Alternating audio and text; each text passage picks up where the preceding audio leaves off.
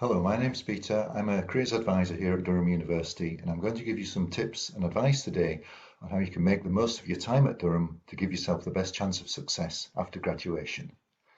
So what will I be talking about today?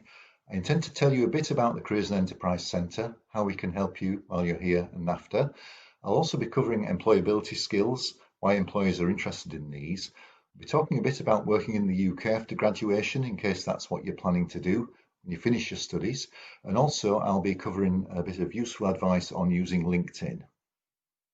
So first of all, how does the Careers Centre support students? We're normally based in the Palatine building. However, we are currently working online, but we're providing a full service to students and still giving help that you need to help you be successful and move in the right direction. If you wanted to check our website, the link is on the screen there. That has lots of information on what we do. This includes offering helpful, free, impartial, confidential advice. We offer information via our website and our resources, one-to-one advice on all sorts of different things, and this also includes student employment service advice as well as careers advisors. We also advertise opportunities for jobs, internships, and lots of engagement with employers as well as offering enterprise advice if that's what you're interested in. Now, we're here to help you whatever stage of your planning you're at and can give you advice in terms of talking through ideas, developing your thoughts, and practical tips on things like CVs, application forms, and interview prep. But the reality is a lot of students find the information they need on our website. So have a look at our website first, and if you still need help, make an appointment if necessary. But definitely check out what events are going on. Even though we're working online, we've still got lots of online talks coming up and work with employers. So lots of employer engagement is also possible in the upcoming term. I also am involved in delivering something called the Durham International Student Employability Programme, and this is particularly aimed at international students and covers all the key aspects of the application process. This is delivered with colleagues from DCAD, who are language specialists, so you can get all the help you need in these sessions, and these are advertised a couple of weeks before they occur.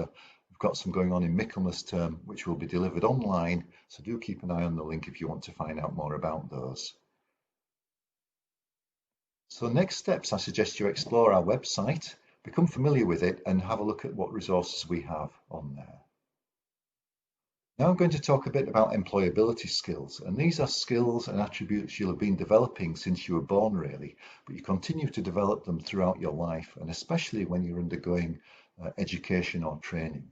Some of the key skills are highlighted below, things like communication, teamwork, problem-solving skills, and these are the kinds of skills and abilities that you'll see highlighted on job spec details, job adverts, job descriptions, that kind of thing.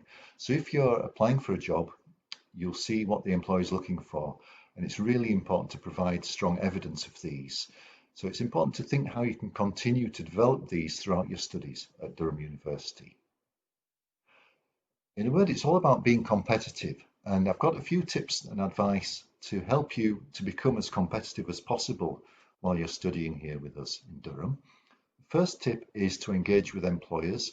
Explore our employer events, find out what's going on, see if there's anything you wanted to access.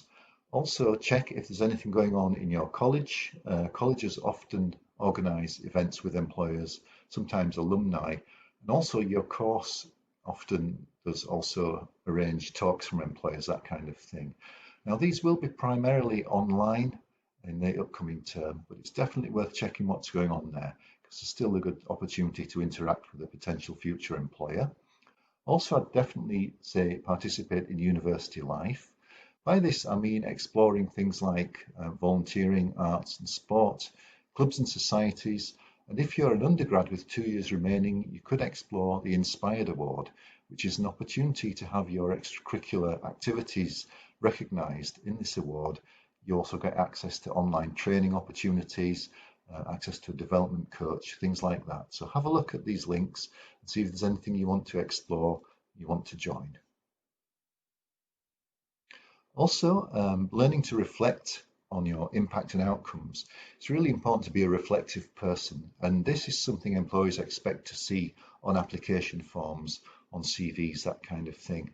So take a step back and think about what you've achieved, what impact your actions had. Reflect on these. This is really important and can definitely help you to succeed throughout the application process, but also in your own personal development if you're looking at becoming more effective in any particular activity. Finally, develop your English skills. If English isn't your first language, this is really important, especially if you're looking to work in the UK after graduation. So speaking as much English in social situations as possible is essential. So trying to make friends with native English speakers, getting involved in any activity where you'll be doing this will really help you to succeed in future interviews, assessment centres, that kind of thing. Now, I'll tell you now a few points about working in the UK after graduation. Now, you may be planning to complete your qualification here and return to your home country or another country, and that's great because Durham has a strong track record of our graduates going and working all over the world. But if you're looking to work in the UK after graduation, if you're an international student, what I'd suggest first is having a look at the web link on this screen to check what the requirements are for people of your nationality at the moment. Do keep a regular check on this as well, because sometimes requirements do change at quite short notice. And what usually happens in the UK at the moment, if an international student, typically from outside the EU, wants to stay and work in the UK after graduation, they need to apply for something that's called a highly skilled job, like a graduate level job. And if they're offered that job, if the employer is a registered sponsor of the Tier 2 visa, you can then apply for a Tier 2 visa. So the Tier 2 visa will give you permission to stay and work in a graduate level job for 3 years initially. So you can complete a grad scheme, get a really good experience, and then you can apply to extend that. But remember, you must have an offer of a job before you can apply for this visa, and the employer must be a registered Tier 2 sponsor.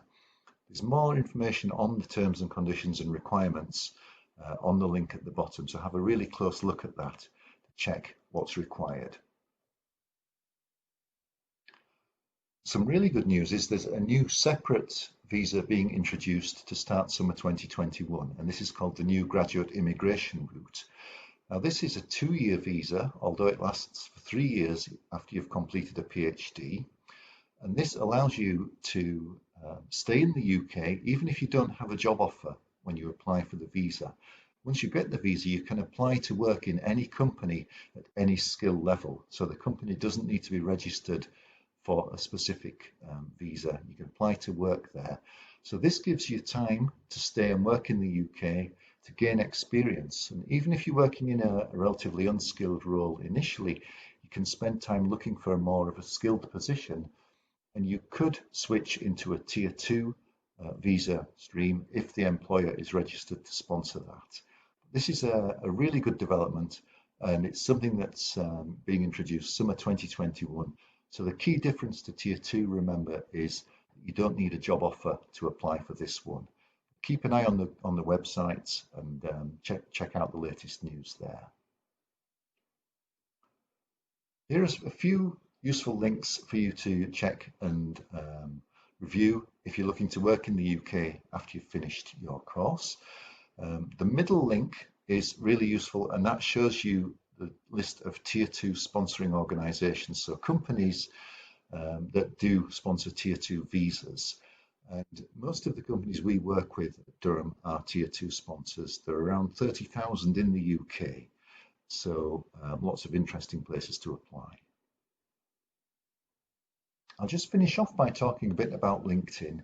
I'm a huge fan of LinkedIn, and I definitely suggest creating a profile if you don't already have one. It's free to use, and something I definitely suggest you do is to explore the Durham University page on this. Have a look on the See Alumni function, and when you click on there, that will take you to a page where you can explore around over 100,000 alumni profiles of Durham graduates. And you can enter search terms, look at people from particular courses, working for particular companies, and have a look and see what's out there. And if you wanted to develop your network, send a connect request and a friendly message, then that's certainly a good idea. And that's quite normal on LinkedIn. It is okay to connect with people you've never met before. What you could do is explore graduates from the course that you'll be studying with us here in Durham. Find out what they've gone on to do. Have any gone on to particular companies you're interested in? Have a look at what steps they took. Think about their paths after graduation. Did they go straight into this company? So if you click on somebody's profile, you can see their career path, who they worked for. It may be very competitive to get in with a particular company. People may gain experience elsewhere first and then apply. But have a look and see, and also check what they were involved in when they were here at Durham University as well. Lots of useful clubs and societies to engage in. So have a look at what they did and find out how you can have the best chance of success as well. Thanks very much for listening to the talk. I hope you found it useful, and I'm confident that if you follow the advice, you will be in with the best chance of success. Whatever you're planning to do when you finish your studies here at Durham, whether it's work in the UK, work overseas, or further study, postgrad study, PhD, whatever it is. So please have a look at the Careers Centre website, and if you need any help, please do get in touch. Thank you.